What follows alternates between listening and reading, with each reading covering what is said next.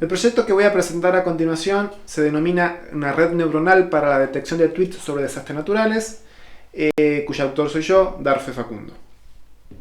La presentación está dividida en los siguientes ítems o etapas. Primero tenemos una introducción a lo que es una pequeña introducción teórica de lo que son las redes neuronales para ubicarnos un poco y entender un poquito más las etapas sucesivas, los objetivos del presente proyecto que se logran cumplir, y después nos metemos en una serie de fases o etapas que tienen que ver con qué se debe seguir para obtener un modelo o construir una red neuronal exitosa. Lo que es el preprocesamiento de los datos, la codificación de los tweets, la construcción propia de la arquitectura de la red, luego la obtención de los resultados, qué resultados nos da una vez construida la red y realizado su entrenamiento.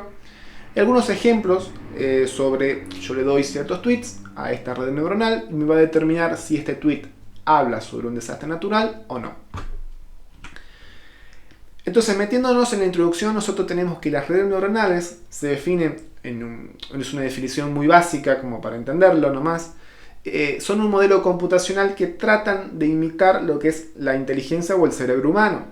Sabemos que la mente humana está compuesta por unas células denominadas neuronas que están comunicadas o constantemente se comunican entre sí a través de pulsos eléctricos, y de esta manera forma, digamos, todo lo que, digamos, conocemos. Entonces, las redes neuronales tratan de imitar esta forma, digamos, de trabajar de la mente humana a través de componentes llamados neuronas y comunicándose entre sí para dar solución a diferentes problemas que se pueden presentar, que podríamos pensar que son propios de un ser que tiene inteligencia, como por ejemplo la regresión, clasificar ciertas cosas, generación de texto, generación de imágenes y muchas otras cosas más que hoy en día están surgiendo debido al gran auge que está teniendo la inteligencia artificial y las redes neuronales.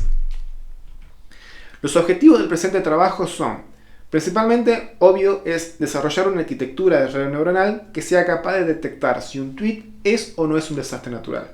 Nosotros le vamos a dar un determinado tweet a esta red y la red me va a decir, este tweet trata con una cierta probabilidad, este tweet es un desastre natural, o este tweet con cierta probabilidad en realidad no es un desastre natural, si es una probabilidad baja de que lo sea. Y por supuesto el segundo gran objetivo es, no nos va a servir de nada, por supuesto, si tenemos una red neuronal que no tenga una buena precisión, que clasifique mal o diga mal si un tweet es o no es un desastre natural. Por lo tanto, también tenemos el objetivo de obtener una medida de precisión que sea lo suficientemente buena como para confiar en este modelo. Entonces tenemos estos dos principales objetivos. Ahora entramos en lo que yo decía, las etapas necesarias a seguir muchas veces a la hora de trabajar con problemas de inteligencia artificial o de redes neuronales, en este caso también de procesamiento del lenguaje natural. Nosotros vamos a obtener de algún lado, generalmente de Twitter, lo que son la gran cantidad de tweets, ¿sí? Vamos a obtener un dataset de muchos tweets, ¿sí? Incluso miles y miles de tweets.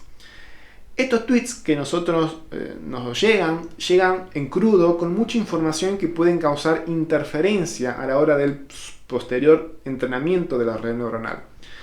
Entonces, lo que se debe hacer es un preprocesamiento. Eliminar o limpiar todos los tweets, aquella información que no me interese. Por ejemplo, enlaces, hashtags, menciones, palabras reservadas, coordenadas, números innecesarios, por ahí número de teléfono, o mucha información que no me va a aportar nada realmente en decir si ese tweet es o no un desastre natural. Por ahí los hashtags puede ser que sí. En este caso, en este modelo construido por mí, no se eliminan los hashtags, ya que los hashtags muchas veces son palabras claves que en este caso yo lo consideré como que sí me puede dar un indicio de que un tweet es un desastre natural. Entonces en este caso no se eliminaron. Pero lo otro sí, enlaces, como digo, menciones a personas, palabras reservadas, entre otros, se elimina, se limpia. Entonces, una vez que nosotros tenemos todo este conjunto de tweets limpios, ya estamos en condiciones de pasar a la siguiente etapa, lo que es la codificación. ¿Qué es esto de codificación? Las redes neuronales, y casi todo en computación, se trabaja con números. La computadora no se lleva bien con lo que son las palabras. Y las redes neuronales reciben como entrada un vector de números. Entonces nosotros tenemos que realizar un proceso de codificación o de transformación de esos tweets a lo que es un vector numérico. Y aquí es uno de los puntos claves en lo que es la construcción del modelo, ya que dependiendo del método, de la forma en la cual nosotros codifiquemos los tweets en un vector de números, va a influir en la precisión final que tenga este modelo. Ya que cuando nosotros codificamos, posiblemente perdemos información en esa transformación de palabras a números, que no es poca la transformación. No tiene nada que ver una palabra con un número, pero en esa transformación, ese vector numérico tiene que tratar de recoger la mayor información posible que tenga el tweet. De no perder tanta información, así en el posterior entrenamiento yo pueda determinar con el mayor nivel de precisión si ese vector numérico que representaba tal tweet trata o no sobre un desastre natural. Entonces existen muchos métodos o técnicas, digamos, de codificación de una palabra o de un conjunto de palabras a un vector de números, pero acá se utiliza una bastante sencilla, y esto se realiza con diferentes librerías que están en el lenguaje de programación Python, que se utiliza para este proyecto.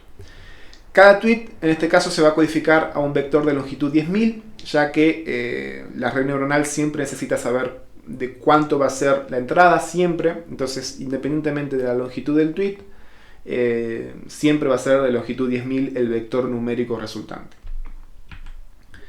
A continuación vamos a construir la arquitectura de la red. La imagen que se ve a continuación es una representación bastante simplificada de lo que es la red neuronal en manera gráfica, pero sirve para explicarlo.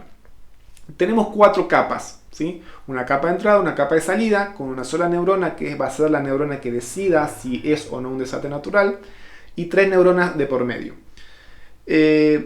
Como digo, es una representación bastante achicada, porque si se fijan abajo tenemos el número de neuronas por capa, 10.000, 256, 64, 32 y 1, y sería muy complicado verlo todo en pantalla. Así que esta sería una arquitectura bastante sencilla de la red neuronal. Por último, vamos a ver algunos resultados que me largó esta red neuronal luego de un proceso de entrenamiento a través de una técnica que no la expliqué y no la voy a explicar mucho porque me llevaría mucho más tiempo, que se llama K-Fold Cross Validation. Lo único que voy a nombrar es que K-Fold Cross Validation me larga K categorías o K resultados, cada uno con una precisión distinta. Y se fijan, el número que nos interesa acá sobre cada línea es el último, que trata sobre, por ejemplo, que acá dice el accuracy del 77,4, 79, 78, 77, y luego promediando los promedios de cada fold, nos da una precisión del 78,19, una precisión muy cercana al 80%. Y para hacer una arquitectura de red neuronal bastante sencilla y una codificación también bastante sencilla, no está para nada mal.